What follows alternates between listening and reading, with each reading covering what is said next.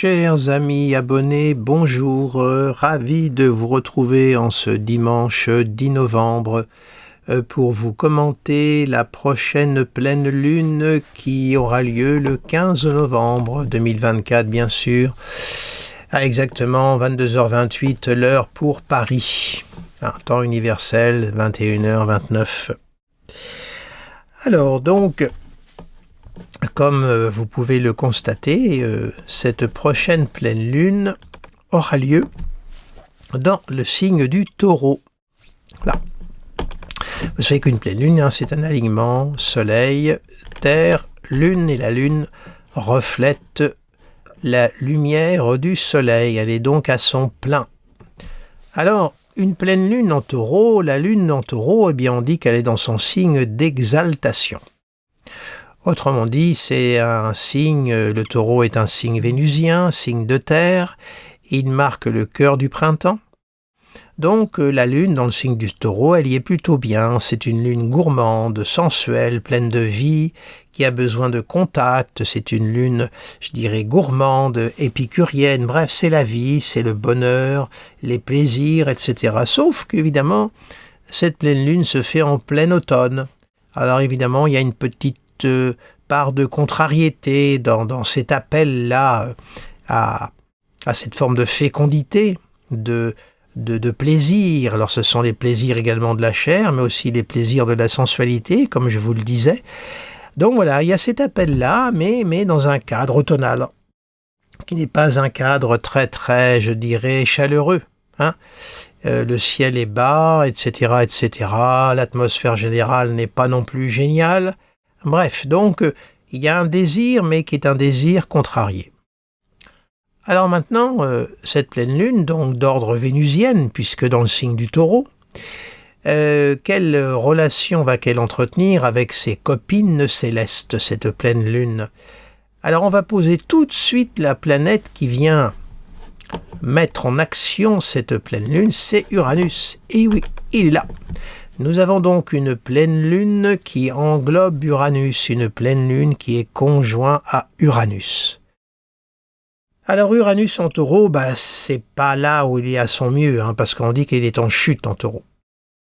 Puisqu'on part du principe qu'Uranus est exalté en Scorpion, donc en Taureau, il est en chute. Et il est vrai que le Taureau est un signe assez possessif, assez entier. Uranus, c'est plutôt un signe de dégagement, d'indépendance.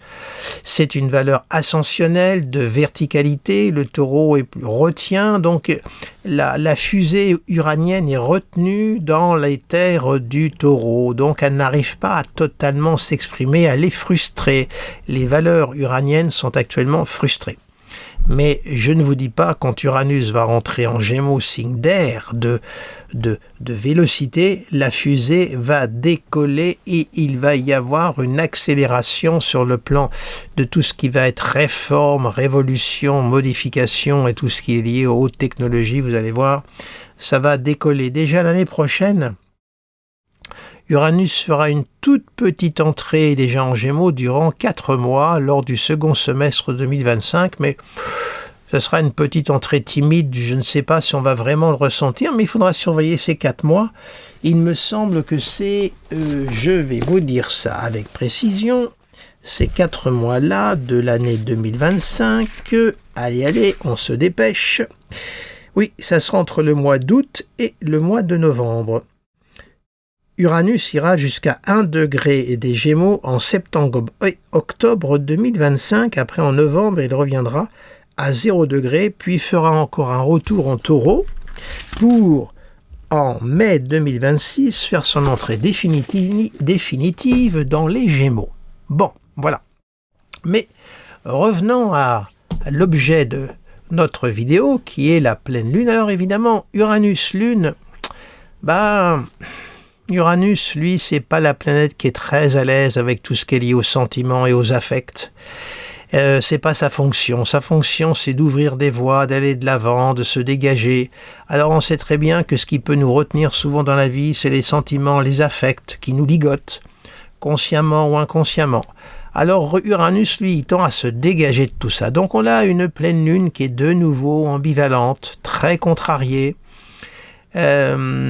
comment dirais-je, c'est une pleine lune qui est plutôt électrique, hein. Uranus, la lune, est froide et humide, et Uranus est chaud et sec. Vous voyez, donc là, ils ne s'entendent pas ensemble, il n'y a rien à faire, hein. Donc, ça risque d'entraîner des troubles, des climats de tension dans tout ce qui va relever de la sphère affective, familiale, également les rapports avec les enfants, hein, parce que la lune symbolise les enfants. Cette pleine lune peut être un moment où les enfants, les bébés peuvent être plutôt agités, avoir des nuits très agitées. C'est un petit peu électrique tout ça. Et sur un plan mondial, la lune symbolise également le peuple, hein, donc avec ça, ça peut donner des climats électriques de par le monde, ça peut donner un climat de révolte également. Sur un plan général, sur le plan tellurique, il faut espérer qu'il n'y ait pas des mouvements, des catastrophes encore naturelles qui se fassent sentir. Bref, c'est pas une pleine lune de tout repos, elle est très très agitée, elle est électrique, cette pleine lune. Alors ça concerne évidemment les natifs dernier décan Taureau, dernier décan Scorpion, dernier décan Verseau, dernier décan Lion, et également dernier décan Capricorne, Vierge par Trigone, et dernier décan Poisson, Cancer par sextile. Voilà. Alors, donc voilà, une pleine lune donc plutôt électrique. Attention sur le plan affectif, ne pas se montrer trop radical, trop tranchant et trop expéditif. Alors, puisque cette pleine lune a lieu dans le signe du Taureau, sous la maîtrise de Vénus, on va positionner immédiatement Vénus. Et Vénus, elle est en Capricorne. Bon, on a une Vénus qui est sous la maîtrise de Saturne. Donc là aussi, comment dirais-je, ça va donner une couleur de fond capricornienne, donc saturnienne à cette pleine lune. Donc là, la Vénus Capricorne, ça peut être un moment où sur le plan sentimental, amoureux, comment dirais-je, ceux qui sont seuls peuvent ressentir encore davantage leur solitude. Ça peut être un moment, si on est en relation justement entre cette lune conjointe à Uranus et cette Vénus Capricorne, où on peut avoir le sentiment de ne pas être entendu, de ne pas être compris, le sentiment d'être en décalage par rapport à son milieu, et puis langage de sourd, on se sent seul. Bref, il y a un climat quand même saturnien derrière tout ça et uranien. Est-ce que Saturne, je vous parle de Saturne parce que Vénus est en Capricorne, hein, vous me suivez, et Saturne et Uranus, ce qu'ils ont en commun, c'est le sec. Vous voyez ? Donc, je ne vais pas dire que c'est une pleine lune de cœur sec, mais il y a quelque chose qui peut s'effriter, se briser à tout instant, donc il va falloir se montrer extrêmement précautionneux et puis prudent. Alors après, cette Vénus Capricorne, évidemment, je l'associe souvent au mythe de Pénélope, hein, vous savez, elle attend le retour d'Ulysse et elle tisse. Alors ensuite, cette Vénus Capricorne peut être propice à la réflexion, à l'approfondissement, etc. Pour les créateurs, ça peut être un moment où ils vont s'isoler pour affiner, approfondir leurs travaux, puisque Vénus régit aussi l'expression artistique, hein. Bref, ça peut être un petit moment où les créateurs vont avoir besoin de s'isoler pour un peu faire le tri, le nettoyage dans leur univers créatif, hein. Mais c'est pas chaleureux cette Vénus Capricorne, hein. Le cœur bat en silence, ça marque de la profondeur, c'est certain. Ça marque des attachements profonds, fidèles, mais ce n'est pas une Vénus qui va s'exprimer au grand jour, elle n'est pas expansive. Voilà. Alors maintenant, continuons. Puisque Vénus est en Capricorne, on va positionner Saturne qui est le maître, hein. On va continuer à être dans le langage des maîtrises, comme ça donne une cohérence à l'étude. Saturne, lui, est en Poisson. Voilà. Alors, pour l'instant, il n'entretient pas de relation directe avec cette pleine lune. Alors, on sait qu'il est en Poisson depuis un petit moment, ce Saturne. Voilà, donc, écoutez, je vous en ai déjà beaucoup parlé, hein, donc je ne vais pas revenir dessus. Saturne apporte un peu de rationalité au Poisson, lui demande de davantage mieux cerner ses objectifs. Et puis Saturne est obligé de s'ouvrir à une dimension beaucoup plus subtile, beaucoup plus intuitif, avec laquelle il n'a pas l'habitude de pactiser. Donc, si c'est bien vécu, ça peut donner quelque chose de très très valable et de très constructif, hein, un rapport de rationalité dans un monde qui ne l'est pas par définition. Donc, Saturne Poisson va positionner Neptune. Alors voilà. Alors Neptune, lui, il fait la résolution dialectique. Il est à l'intersection de cette pleine lune là. Bon, bah écoutez, toujours pareil, hein. Il faut toujours miser sur Neptune, la planète qui est quand même, normalement, si elle est bien vécue, pacifique, hein. Elle peut apporter beaucoup de troubles, beaucoup de remous également, hein. Mais on voit que cette pleine lune-là est quand même reliée à Neptune des Poissons. Alors évidemment, sur le plan, je dirais, émotionnel, entre une lune Uranus très électrique relayée avec un Neptune Poisson, c'est vrai que là, il y a un climat émotionnel qui est très très fort et qui peut être à la fois, vous voyez, il y a mon chat qui est d'accord, il réagit ici, oh bah voilà, on va avoir un grand discours en toile de fond. Donc, disais-je, cette pleine lune-là, donc reliée avec ce Neptune-là, peut être très féconde sur le plan de l'imaginaire, de la créativité, le besoin aussi de se regrouper, d'apporter un petit peu de cette Neptune qui est également froide et humide, hein, dans un signe d'eau avec un signe de terre, tout ceci se nourrit. Hein. Donc on voit qu'il y a une ouverture vers une dimension assez large des Poissons, dimension spirituelle, dimension naturelle. Ça peut être aussi, comme je viens de vous le dire, le besoin de se retrouver, de se rassembler.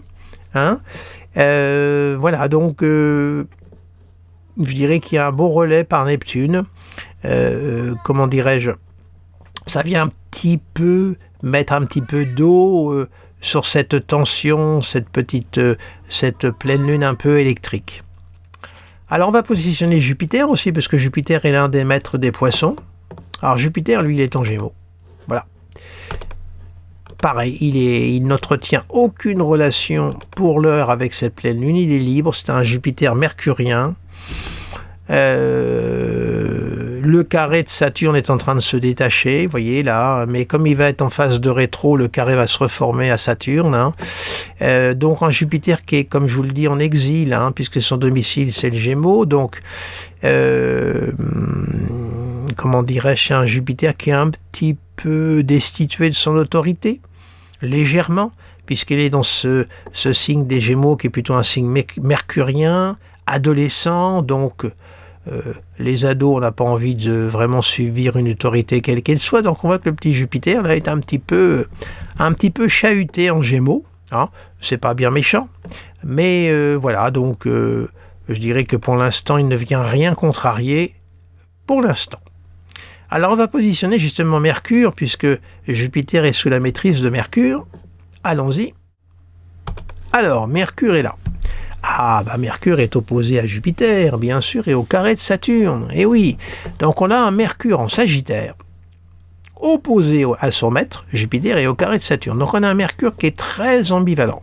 Entre Jupiter qui tend à donner un côté expansif, un côté un petit peu incontrôlé, on a envie de dire et de faire ce que l'on veut, et Saturne au carré qui apporte de la prudence. Alors c'est un carré séparant, hein, parce qu'au fur et à mesure, Mercure va se séparer de Saturne, par contre il ira à l'opposition un peu plus de Jupiter. Donc on a donc ce carré là qui joue, donc comment arriver à jouer au mieux ce Mercure, c'est pas tout à fait facile, on est pris entre les deux. Il faut arriver à trouver le moyen terme entre le côté très sec de Saturne qui tend à verrouiller la communication et Jupiter qui tend à l'ouvrir par opposition. Donc, essayer de comment dirais-je, de trouver le juste milieu entre ces deux formes, ne pas être dans un mutisme absolu et ne pas être dans une espèce de logorée qui pourrait amener à dire n'importe quoi. Vous savez, ce Mercure opposé à Jupiter, ça peut amener aussi à dépasser les bornes, à se croire autorisé à parler sur tout, et surtout sur ce qu'on ne connaît pas. Hein, voilà, on va mettre son petit grain de sel. Alors ça s'adresse notamment aux Gémeaux et aux Vierges, puisque Mercure maîtrise la Vierge et le Gémeaux, hein, mais également aux Sagittaires, par voie de conséquence. Donc attention, là pour le coup, jouer le recul de Saturne, pour ne pas se laisser emporter par des débordements de Jupiter et dire n'importe quoi, parce qu'on s'estime en droit de le dire. Jupiter en Sagittaire, hein, sous la maîtrise de Jupiter, je me sens en droit de le dire. Bah attention, réfléchissez bien avant de parler. Ça fait déjà un petit moment, hein, que cette configuration est en route. Alors on va positionner Mars. Voilà, alors Mars est en Lion.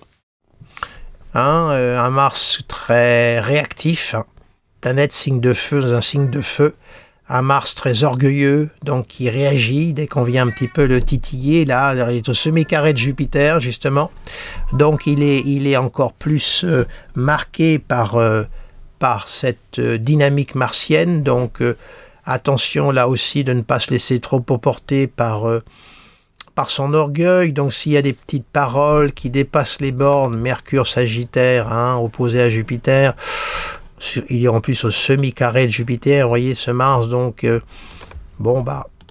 faire en sorte de pas trop se laisser emporter, hein. Alors c'est un Mars très très désirant, hein, Mars en Lion, c'est un Mars flamboyant, un Mars de feu, un Mars solaire, hein. En plus, le Soleil actuellement qui a maîtrise sur ce Mars est en Scorpion. Le Scorpion, c'est un signe d'eau, mais comme je dis toujours, c'est un petit peu de l'eau de vie, hein, on boit ça et on se brûle. Donc il y a un côté quand même feu, passionné dans ce Mars. Alors il faut essayer un petit peu de contrôler sa passion. Voilà, hein. La passion n'est pas une mauvaise chose, mais il convient de la contrôler. Alors on va positionner maintenant la dernière planète qui n'a pas été positionnée, c'est Pluton. Voilà.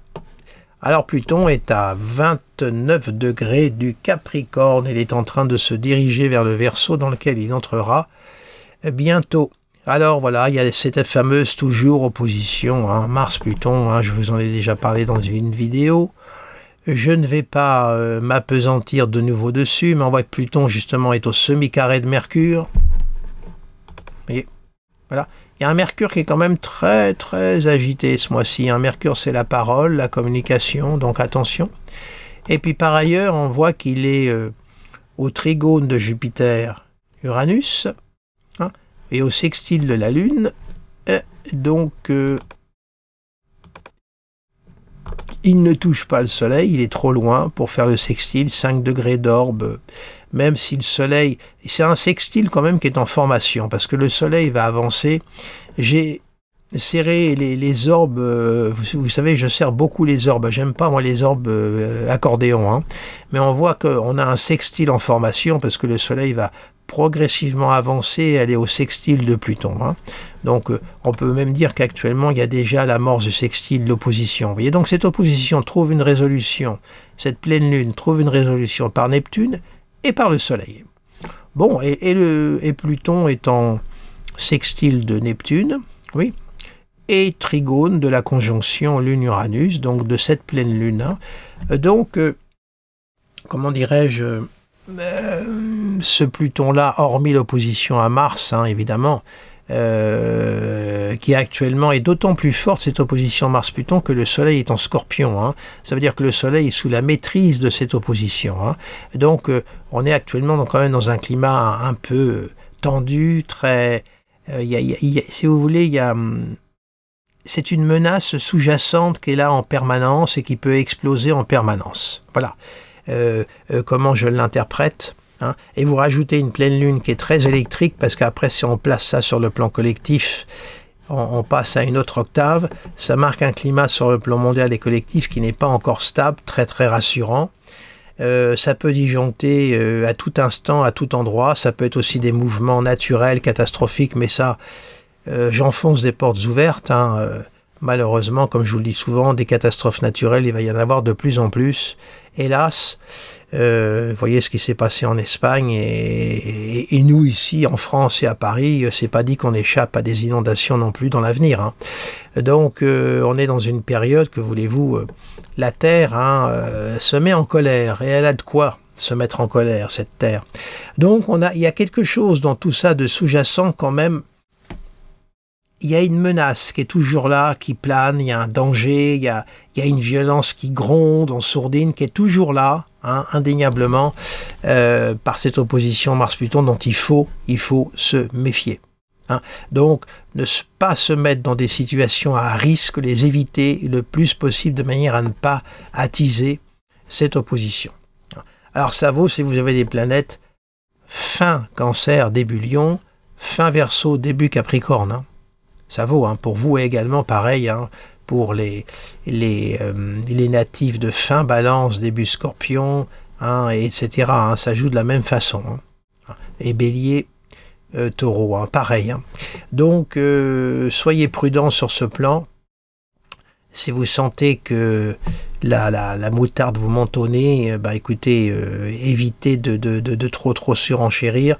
Ce Mars en Lion est très très électrique. Hein, là. Et puis quand il va revenir en Cancer, il va être sous la maîtrise de la Lune, il sera porté par les réactions émotives et affectives, ça sera pas mieux. Ça sera un Mars très réactif.